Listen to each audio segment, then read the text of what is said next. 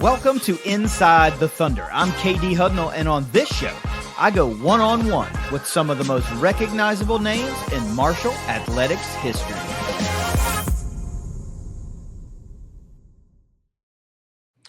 There's a saying in football that the best ability is availability. If that's true, then nobody in Marshall football history embodied it better than tonight's guest. Over 5 seasons in the green and white, he became a fixture in the Marshall secondary. 62 games played, the most in program history, 47 starts, 55 career passes defended, again, the most that Marshall has ever seen, 12 career interceptions, an all-conference USA selection, a 2-time all-SBC selection, and an NFL draft pick. But the numbers are only part of the story. Marshall fans watched him arrive as a freshman and make an immediate impact. They watched him grow into a leader of the defensive back room. They watched him suit up 62 times and leave Huntington as one of the greatest defensive backs the program has ever produced. Tonight is not about statistics. It's about a journey from a young defensive back out of Tampa, Florida, to a Marshall all-time great. Today, I'm going inside the Thunder with Micah Abraham. Micah, welcome to the show. Thank you. I appreciate you for having me. I'm excited. Dude, I am really excited. This is going to be a fun conversation. I've been looking forward to talking to you for a while since we tried to put this together. And I hope you're ready to bring your A game. I know you always do. I don't know why I would even say that. Of course, you got to. Well, let's take it back to the beginning. Talk to me about how Marshall got on the radar for you. How did they enter your life as you were coming out of high school and going through the recruiting process? I mean, Tampa's not terribly close to Huntington, No. but here we are. Yeah, so back in high school, I think I had about 12, 13 offers. I know that I wanted to go a little bit further away from home. Obviously, you have the hometown favorites, USF. My brother actually went there. So I kind of didn't want to be little brother in big brother's shadows. So that was kind of out of the tables for me. My favorite actually where I wanted to go to was UCF. But at the time, their DC, they wanted bigger corners than what I was. I did a little workout. They saw me work out around the 40 and everything. They were impressed with it, but they were looking for other stuff that I didn't have. It came around to, I think my biggest was Boston College.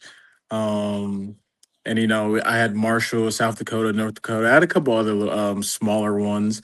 And my dad I actually wasn't planning on going to visit Marshall. My dad actually, he kind of came to me and talked to me about it. He's like, why not? So, the only thing I kind of knew of Marshall was obviously the movie We Are Marshall. Mm-hmm. I've watched that movie plenty of times.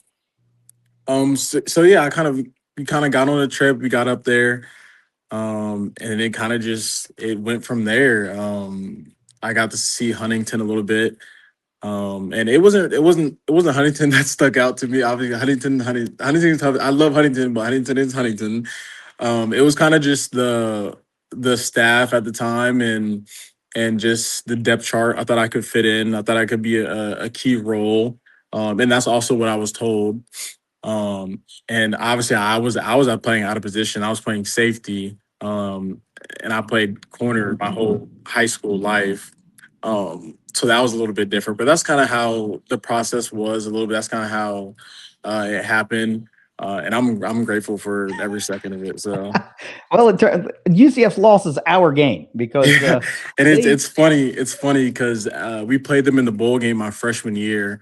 And they actually came up to me and they said that they made a mistake and not recruiting me. So that was pretty cool because I had I think a 75-yard pick six against them, my first pick of my freshman career. It's like you're stealing my notes here. Like we did, we're getting to that, but you're ahead of me already. Sorry. It's all right. It's quite all right. You're already at the tail end of your freshman year, and I'm still trying to get you on campus right now.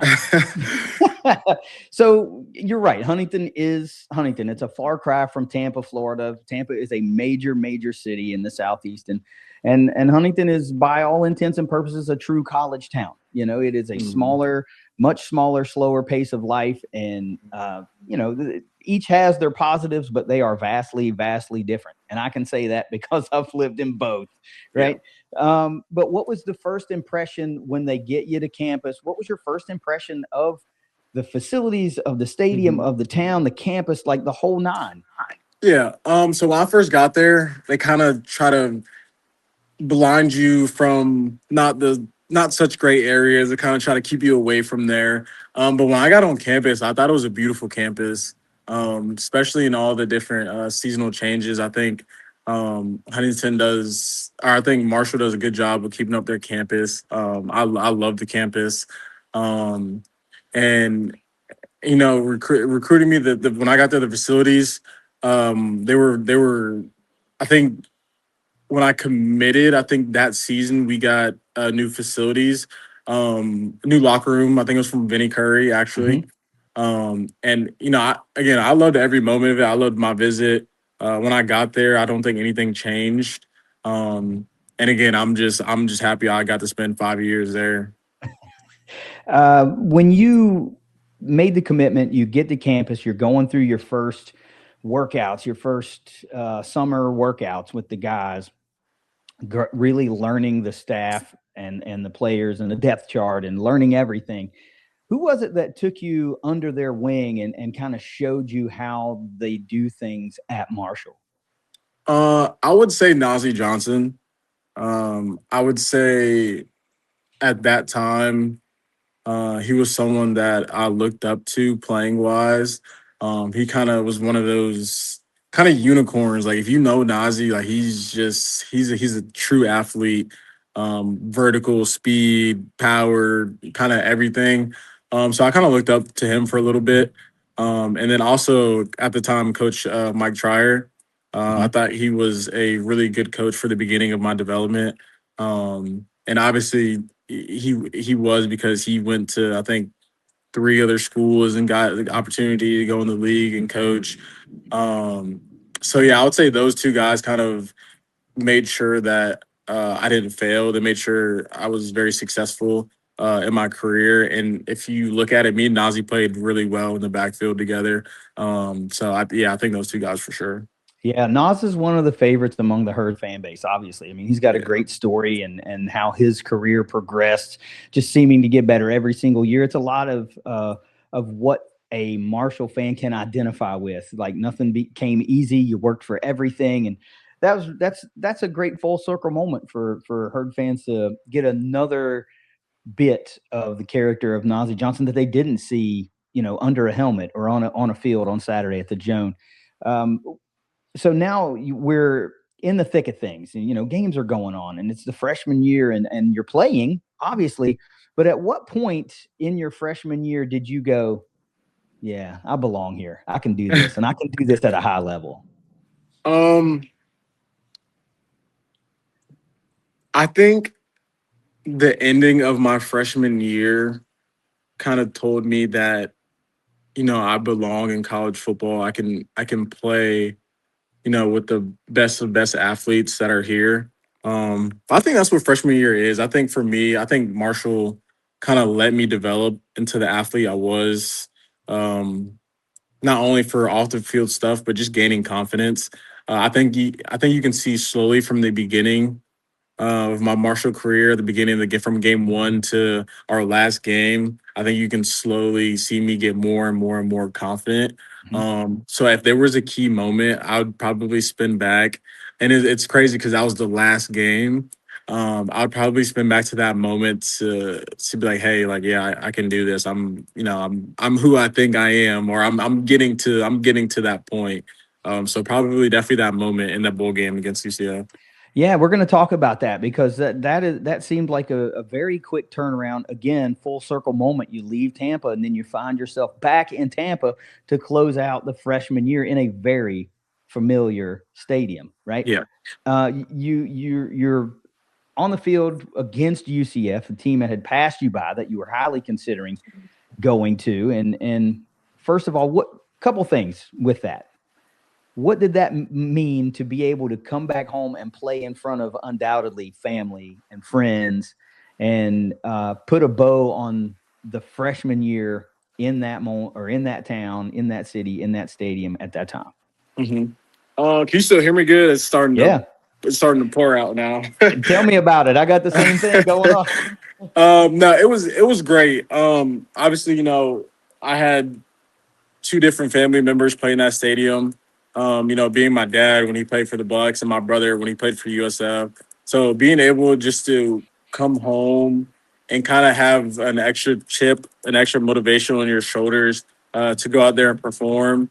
And obviously, if you know the beginning of that game is kind of how it is now. It was pouring. It was a swamp outside. But just being able to have like family there, my friends from high school, just ultimately like people who supported me through my career, who, I might never ever even met, but like, when I walked out there, they were calling my name and just gaining connections. It honestly meant everything to me. And the fact that I was able to do that in that game, it was kind of awesome. I think that's just kind of when the flip switch. Yeah, we're gonna dive into that a little bit. We're gonna dissect that a little bit because we were kind of new to living in Florida too, and that was kind of a gift for me to go. Holy crap, man! The herd's gonna be 20 minutes down the road. I get to go see my team play, without having to logistically get 900 miles away. And this was awesome. And so I'm in the stadium as well. I'm watching this game, and it was not enjoyable in the beginning. I mean, it was not. We there were some bad things that went against us, and it just was not our day early in that game. And then all of a sudden, boom, this young freshman jumps a route and goes 75 the other way, and all of a sudden the green and white has some energy in the stadium, and we feel like, okay, we're in this one, we're not out of this. So I need you to walk me through that. Walk me through what you remember about that play unfolding, what you saw, what you thought was about to happen, and then not just the interception and the run, but where you were at that moment before it happened. I mean, you guys down what, 21-0 at the time? Yeah, 21, Nothing's going 21 zip. right. Nothing's going right, and all of a sudden, there's the opportunity. Walk me through that. Yeah, honestly, this we were in a call that we put in during the week, and if I remember correctly, I'm pretty sure I was on the line of scrimmage, and I don't know if they went empty or I don't. They did something that we prepared for, um, and I'm pretty sure I did the exact opposite of what I wasn't supposed to do. So if I can't remember if they went empty or what happened, and I think I was supposed to continue the blitz because I think we had more numbers than they could account for. And I don't think that's what I did. I think I dropped out of it. Um, but if that is correct, it worked out perfectly. Because I ended up, yeah, undercutting it. I ended up picking it, and I ended up picking it, and all I can remember is just please don't drop it, please don't drop it. And I caught it, and it didn't even feel like I caught the ball. Like everything kind of was just like it was just numb. Like I'm like, and it's funny because if you look at like the play, I kind of like looked down at the ball did I just catch this? And then I kind of start running. And I just remember like the crowd just it was just like a pop. And it was just kind of just like one of those movie scenes where everything's kind of in slow motion. And it's kind of just unbelievable feeling, unbelievable experience, something that I personally I haven't felt before. And you're kind of on a football high, adrenaline rush um, that it just makes you a junkie to that feeling. And I remember after scoring, everybody just coming up to me. I'm pretty sure I got knocked down, or I can't remember what happened. I think I got knocked down or something on the sideline. I remember keeping the ball in the ball bag. They ended up actually finding it, but good thing our equipment manager at the time they knew their equipment, so I ended up getting that ball back. But it was a great moment. I saw my family's reaction after. I think they got interviewed too, so it was a great moment. It was probably still the highlight, one of the best highlights of my career. Yeah, that was such a great moment, man. It really, really was. With the context involved of the feeling in the stadium for all of us and being wet and kind of miserable and nothing going right. And then all of a sudden there was this great play that goes obviously 75 yards because that's just such a Marshall thing to have it Yeah. go 75 yards. And those of us that pay attention to things like that, well, that hits a little bit different. But let's talk about what happened over the next seasons of your career. What moment shaped you more than any other aside from that? Was it the game against Notre Dame? Was it something, the adversity that Marshall had to go through as long with every other team during the COVID season? Was it the coaching change? Was it the conference change? Like, what was it that shaped you more than anything else, you think? Um, I would 100% say, and this is not a knock on, what Doc Holliday and what he did, with him and his staff. But I think for me, um, I would say it's the coaching change. Um, I think that, maybe if that coaching change didn't happen, who knows, what would have been with me and my playing career. But I can say when Huff got there, I think, for me personally, I can't talk for anybody else. I had a great relationship experience with Huff. I had a great experience, with his staff. I think the moment that Bowman and Coach Jack got there, I think that was I think they formed my playing career. They kind of, I want to say, made me to who I am, but they kind of built that. They kind of built that confidence and being able to see the field, and just kind of turning me into just kind of like the ball hawk corner that I was. Um, so yeah, I would say the coaching change, and after that, so I think a lot of stuff just started kind of like turning for me. Yeah, that seemed like those final couple of years were, I mean, you were always really good, really good. But those last couple of years just were like on another level. It was like it was not really a projection if Micah Abraham's going to be an all conference corner. It's like Micah Abraham's an all conference corner. This is not a question anymore. This is just what it is. It's like half of the field is no longer an option for most offenses. And then you throw on top of that Stephen Gilmore's on the other side of that. And now you're like, well, what the Yeah. hell are you going to do now? What are you going to do now? Marshall had legitimate shutdown corners on both sides of the field. And what a luxury to have. Holy Yeah. moly. And I think that's Sean, I think that for our program, I think it was a good step in the right direction just because of how demanding that Huff was and how demanding he was of his staff. And same thing with Ben Ashford.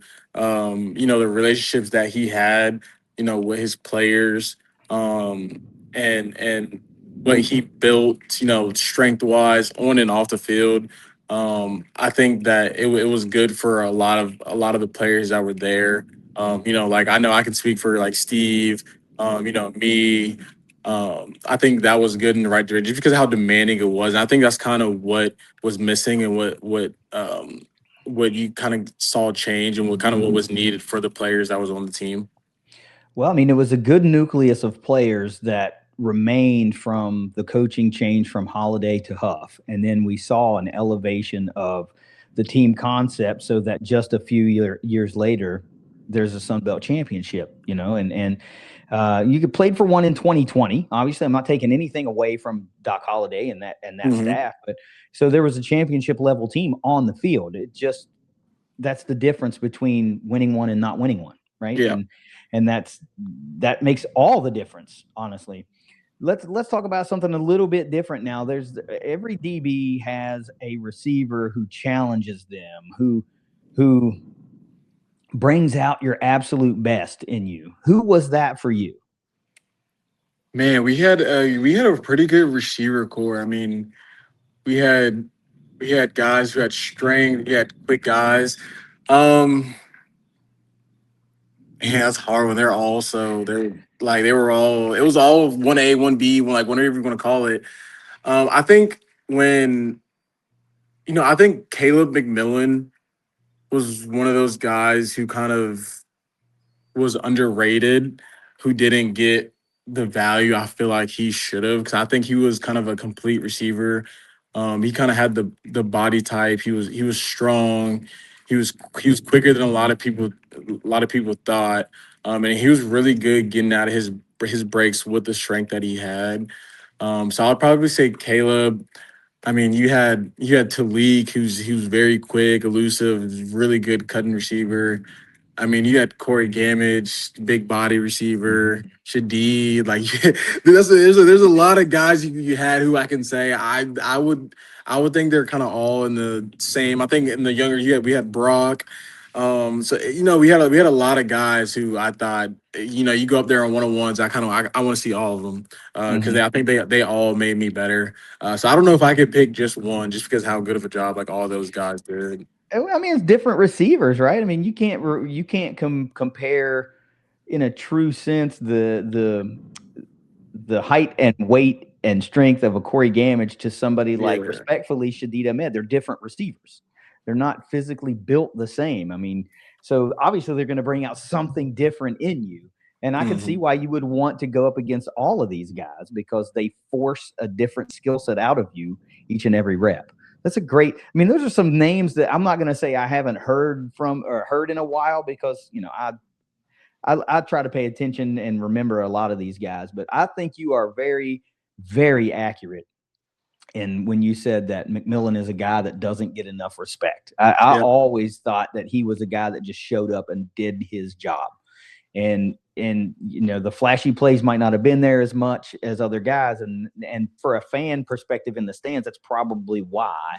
But for a guy that's lining up across from him every day, who comes to work every day, right? So I appreciate that you would say something like that and make more herd fans aware of the things that you were seeing on a daily basis. When you look back though at your entire Marshall career, what is it that means the most to you? Is it a stat or is it a game, particular relationship, or is it something entirely different like that fans never even saw?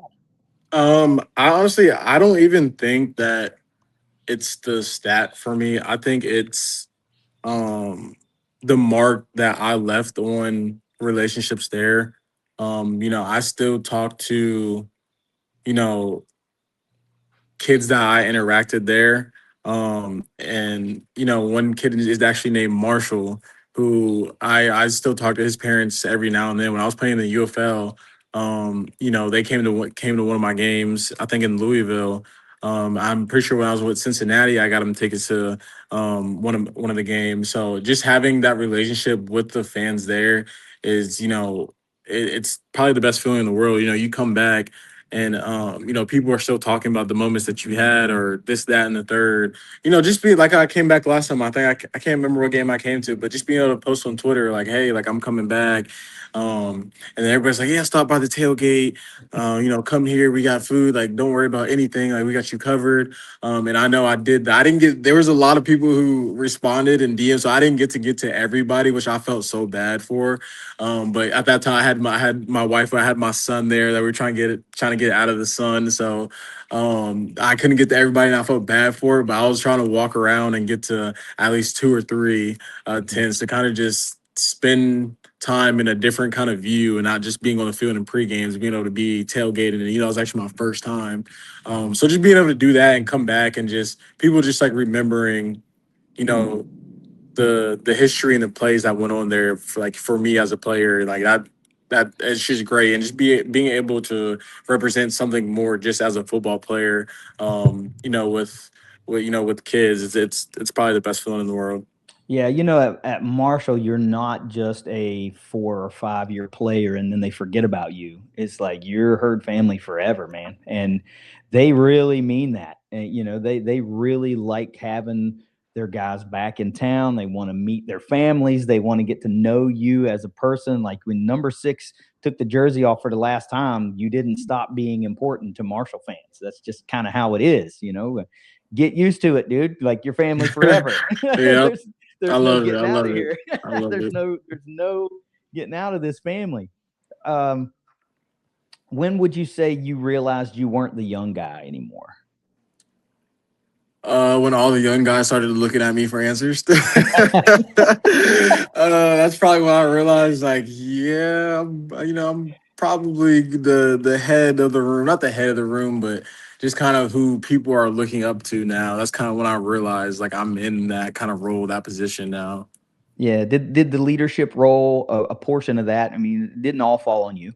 There were several upperclassmen there, but did the leadership part of Marshall's DB room come easily or naturally? And if so, what did taking on that responsibility mean to you? Yeah, like a lot of people might not know this, but it was probably a little harder for me to transition in that role. Because I've been the same way since high school, since I've been younger. I have like two different versions of Mike. Like sometimes, a lot of times, like I'm quiet. I might not say something, but like some if I see something happens, I might pull him aside. But I'm not like a rah rah hoorah guy unless someone gets me going on the field. So transition to that leader role where it's just like, okay, like I kind of have to say something now, address something. It was a little bit more difficult because, I'm kind of more of like the leader, which is all right, but I'm kind of more of the leader by play. Like if we're lacking something in the game, everybody's down. Like, all right, I got to go make a play, whether it's a PBU, whether it's an interception, where it's a big hit. That's kind of how I was. But sometimes it calls for a vocal leader. So that's kind of what I had to learn when I was getting to that role. And I thought I did a pretty good job. But that's kind of something I had to learn, I had to take on, and just kind of figure out the best ways like to respond and talk to your teammates. And thankfully we kind of had a few of those guys who were rah rah and will call everybody out. One of them being Eli Neal.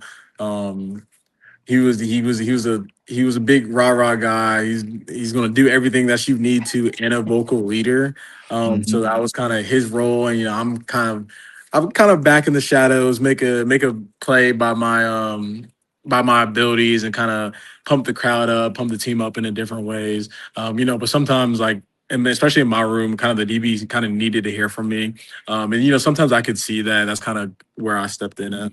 Yeah, I always envisioned you as a quieter player. I didn't really. I mean, I'm sure there was some jawing on the field. It's football. There's always jawing on the field, but I never saw. You always.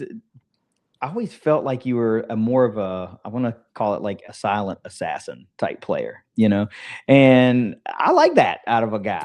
I like that out of a guy that just like this is what I do, man. Like I get up and I break up passes. I get up and intercept the ball, and then I do it again. That's just what I do. I Hmm. don't have to talk about it. I am about it, right? Hmm. So let's leaning into that leadership aspect, though. What are some of the things that you tried to teach younger DBs about the culture inside of the DB room? I think that the culture, not only that, like it was for me, but Coach Jackson, kind of brought to that room around the middle, and Coach Bowman too. Is like if you're like, I don't care what happens. Like at the end of the day, like if the ball goes up in there, like that's our ball. Like we whether it's picking it, PBU, the receiver catching it, him getting thrown out of bounds. Like we got to come down with the ball. We got to be aggressive, playing what you see, and just having a lot of film, being prepared for the games. Being sound in your technique, and just kind of all those things. But at the end of the day, just get the ball. Like it's all about ball productions. Once you get in college, all the league, all the scouts wants to see is ball production. Like if he gets to the ball, we can work with everything else if it's technique, or whatever aspect they're looking for. A lot of people can't say that they came out with 13 interceptions in their career or 50 PBUs or however many it was. So just ball production, honestly. I mean, it doesn't surprise me that you don't know like every single stat, right? But in the course of this week, I knew you had to be up there because you were so productive for so long. But I mean, number one. all time in career passes defended. That's huge. 55 of those bad boys, number 2 all time and pass breakups. Think about all the great DBs that have played over the years and were all Americans and all conference players and national champions and bowl winners and you rank above all of them. And I say I've in the course of doing a lot of these episodes with some of our all-time greats, I continually make the point that these records might stand forever because of the way college football operates now. Somebody just might not be around long enough in a herd uniform to break those records. Yeah. So, there are so many records that we may have very well seen our last all-time leading basketball scorer, our last all-time leading passer, right? And the Herd fans that got to watch Micah Abraham play throughout his entire career might have watched in real time the last all-time career passes defended corner. I mean, this is not just rarefied air. This is one of one air. You know what I mean? This is big stuff. And I don't expect guys to know their own stats, but I feel like part of it is my job to go, hey, you realize this is a big deal, right? Like this is a big deal. Oh, for sure. People always talk about Marshall football as a brotherhood. Now, what does that phrase actually mean to you and inside that locker room? Yeah, no, it honestly it means everything to me. I still talk to, like, we still have a group chat. We still have a group chat going on with probably like 30, 40 of us. And we send pictures of what we're doing, go back in memories and talk about stuff. So, I still talk to a lot of the guys that I was with. And my freshman year roommate, he just was at my wedding. So, I'm still connected in with a lot of those guys. I love those guys. We spent so many days together, early mornings, mat drills. I mean, you name it, I did. Like we did everything together for 4 or 5 years or however many years. We were together. Nazi actually just got with Tennessee, and we talked the other day because, me and my family, we're in Tennessee too. That's where our home base is. So, I talk to all those guys still. I'm still very close with them. You go through so many memories and, so many experiences with these guys. It's kind of hard to, have a falling out with some of them. Yeah. I mean, that's cool, man. 30, 40 guys. That's a lot of guys that you went through hell with a lot of them. You're talking about mat drills and early morning workouts and all that stuff that you hated at the time, but you're like, man, like that was a pretty good time in my life, even though those particular things might have sucked. You embrace the suck together, and it makes it a little bit more palatable, I guess.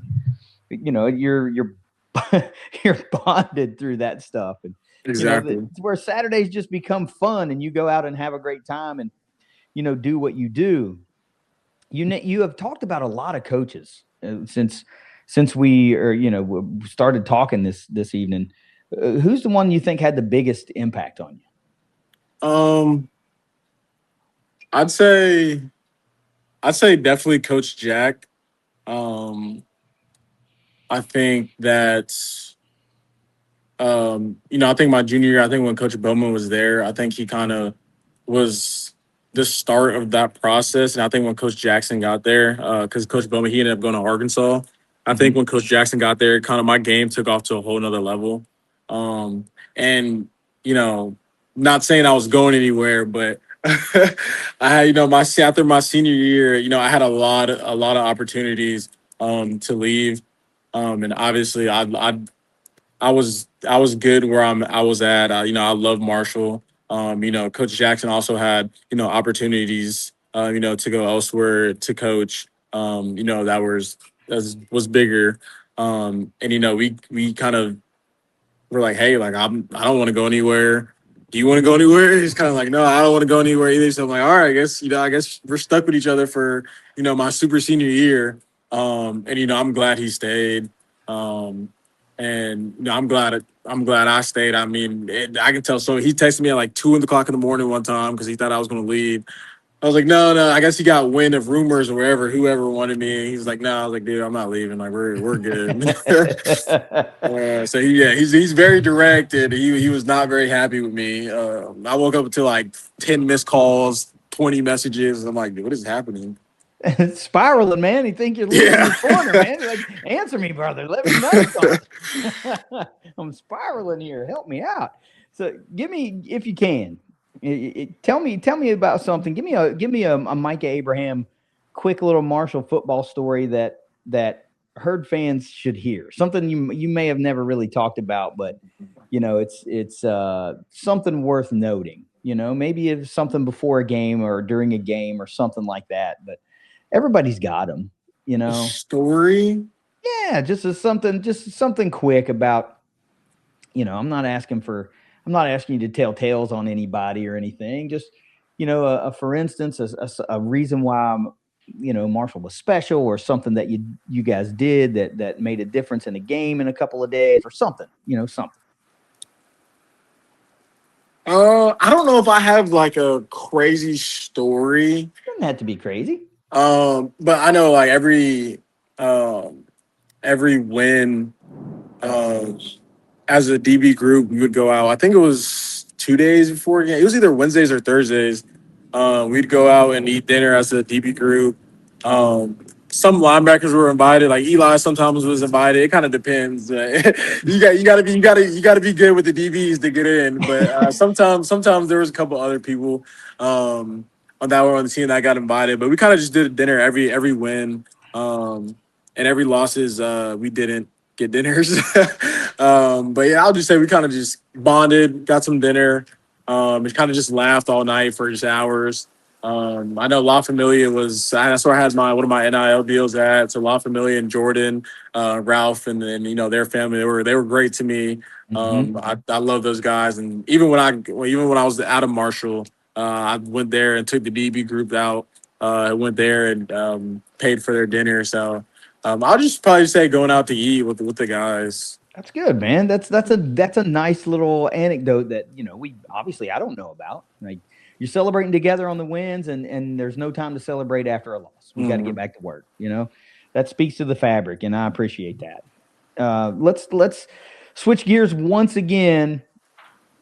Let's talk about. I'm gonna get you a little introspective here, because you're in this sort of world now.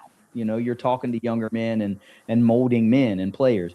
So if you could spend 5 minutes with freshman Micah Abraham, what would you tell that kid? Man, freshmen are they're a little different because you can get like kind of two different types of freshmen. You can Yeah, get but this freshmen. is you freshman, not just any Ah, freshman. um, I kind of would just say be patient. You don't have to be eager to get out there. You don't have to be eager to honestly do anything. Everything is God's time, and everything has a plan. Um, and when it's your time to get a pick, it's your time. When it's your time to make a tackle, it's your time. I'd also just say like get in your books, whether it's film, um, whether it's school, just kind of all the above. Like make sure you're good in school.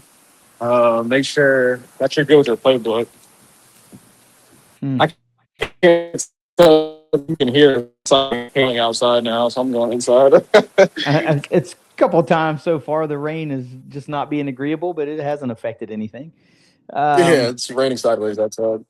20 years from now, when people talk about Micah Abraham, what do you hope that they remember first?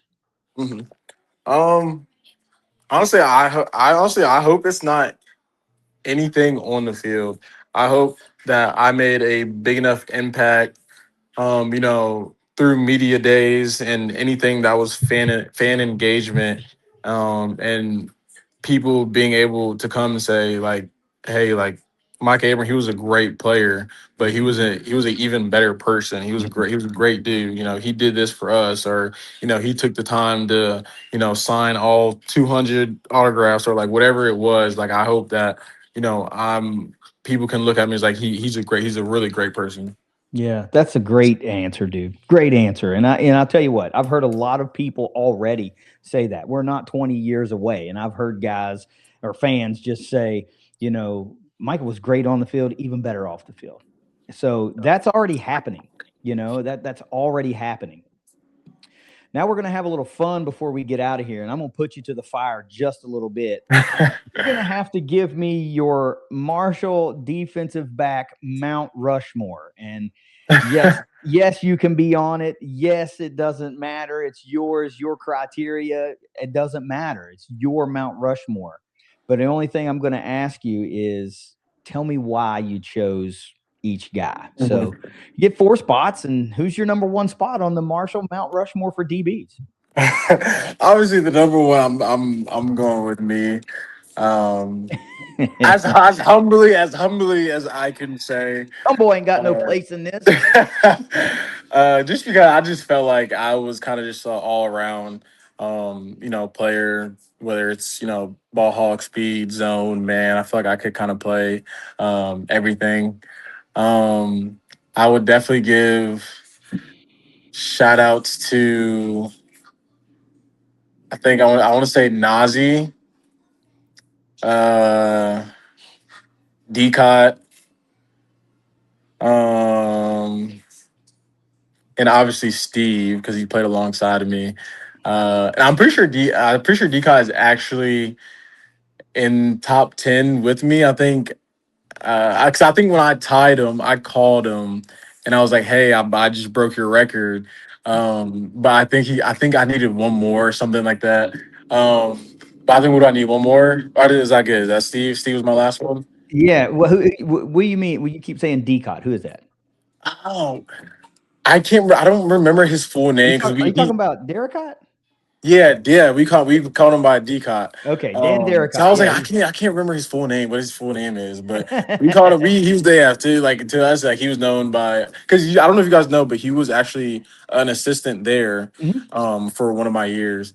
So he was always talking crap to me, saying like you'll never Well, get, you never. Obviously, he wanted me to break it, but we had a good relationship too. So actually, I called him when I think I tied it or I broke it.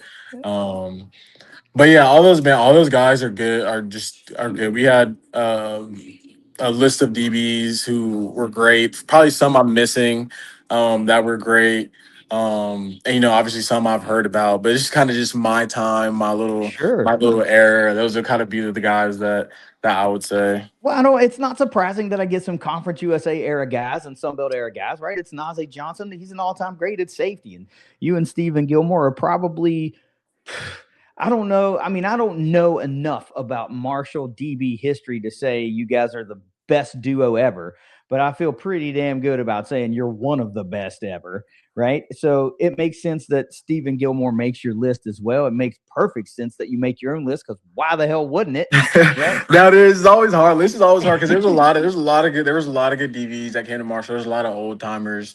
I don't want to say old timers, but older than my time they were pretty good too. So, but if I had to say that would be mine. Yeah, that's good. I mean, and you throw in Dan Derricott, who, yes, fans absolutely know. He's a Mac era legend. He played the same time we were undergrads together. I remember Dan Derricott quite a bit. And yes, you are right. He still ranks number 4 all time in passes defended in a career for Marshall. And let's see, he's number 8 for passes broken up in a career. So, yeah, he's still top 10 all time, man. So, excellent pick, man. Magical seasons from Dan Derricott in like 98, 99. Man, I remember that guy well. Uh, who was the toughest player to leave off of this top 4, you think? Who's right there nipping? I don't even know. There's just like I would have to go by a list and see who all because now I could remember like, oh yeah, like how could I leave him out, but. I don't know, anybody. It could go any way. Like anybody that you think of, I could probably give reasons of why. Sure. Um, but I don't know. Everybody has a reason. We all kind of it's interchangeable. Everything's interchangeable Of course, except. That's Except why I'm this gonna is keep so my spot fun. there. Well, that's why I'm this gonna is keep so my fun spot right there. because it's your criteria and what you think. It doesn't always have to be playmaking ability. Sometimes it's leadership. It's guys you Mhm. learned from. It's I honestly, whatever it is. I would say Chris Jackson is actually another one. I think I think Chris got a lot of hate a little bit. When he was there in his time. But honestly, I thought he was a hell of a player. I thought he was a technician. His technique was really good. And he was someone like as soon as he got drafted, like I texted congratulations. Like I Mhm. hope, to be able to get there to the same spot that you are now. So I would say Chris Jackson definitely. And I would say Carry On too is an honorable mention too. Oh, Um, I think that he was actually another underrated, corner there that I got to, watch a little bit play with both of Chris and Carry On when they were the starters. And I was back at safeties. I got to see them play a little bit and, learn from them. I thought Carry On was, a really underrated player at the time. Just actually, I think you can go on and on just with players who, you appreciate, especially players I played with. well, you can go on, and that's exactly what I'm hoping. I wanted this little segment to turn into is a retrospective, a little bit of you like, wow, man, yeah, I like that guy. I hadn't thought about that guy in a while, and this guy, that, and Chris Jackson. You're right, absolutely a technician. He still ranks in the top 5 of several major career categories still, and yeah, I do remember that era quite well. He did get a little flack from time to time, but boy, he was a straight lockdown at the end of his career. Yeah. Straight Yeah. lockdown. I mean, I felt like he was the beginning of the lockdown era that transitioned straight into you guys, you and Steven, Mhm. and Yeah. that duo. That's a really good choice, man. Before I let you go, I want to do something that I always make a particular emphasis in doing, and that is to say thank you. If you haven't been told in a while or you haven't been told ever, thank you for the passion, the effort, every sacrifice you made while wearing Kelly green and white. Marshall fans, they might remember the interceptions and the pass breakups and the records and all of that stuff. But more importantly, I think they'll remember the pride you took in your approach to the game, showing up, playing more games than anybody else, the consistency in that. Um, so thank you for all the memories you gave us as fans, all the memories for every little kid that was a Herd fan and will grow up being a Herd fan, talking about how great Micah Abraham was when I was a kid, and you guys just don't know, and all that kind of stuff, man. Thank you for all of that. Thank you for giving us things we can't buy. I mean, I bought a ticket to the game, but I can't buy the memory, Mm. Thanks for that. Thank you. Yeah, no, I appreciate you. I appreciate you guys. I appreciate all the fans that I was able to make memories with. I'm proud to say that I'll forever be a son of Marshall. I hope my schedule aligns to where I'll be able to get to a game this year. I love Huntington. I loved being there after when I was in transition from team to team, be able to come back home. While my wife was still in PA school. My son was born there. So I was there a couple years after my college career. So I love it. I say when I was there, I said I can't wait to get out of here. But I was grateful for the extra years I had to be around the team, be around the city, the fans. I love it. I love my experience there. So I'm just proud. I'm proud of my experience. I'm proud of playing experience, off the field experience. Experience I had with the fans. It was great. And I'll always be proud to be able to say I'm forever a son of Marshall. Certainly are a campus legend. Came here, stayed here when you could have gone, and remained to elevate this program and leave it better than you found it. I mean, isn't that the ultimate compliment? You left it better than you found it. And we here at the Thundercast have a really, really simple mission. We want to preserve Marshall history through the people that lived it. That's what this show's all about.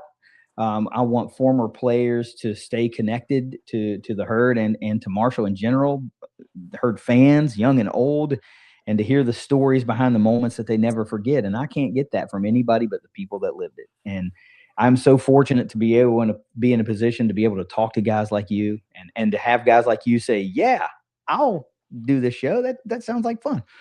But anytime, anytime you're back in Huntington, our tailgate is your tailgate. I know you've been there before. I know you have been, but we'd love to have you again. Your entire family, anybody you bring with you, your friends, former teammates. Always, our spot is your spot to just grab a bite and come and chill for a while, find some shade if that's what you need to do. But on that note, I just want to say thanks again for doing this show. I had a great time. If you got anything else before we get out of here, let me have it. I'm good. I think I said everything. You certainly have. This was a very fun episode. Thank you so much. I am KD Hudnall. That is Micah Abraham, and this is Inside the Thunder. I'll see y'all on the next one. Later.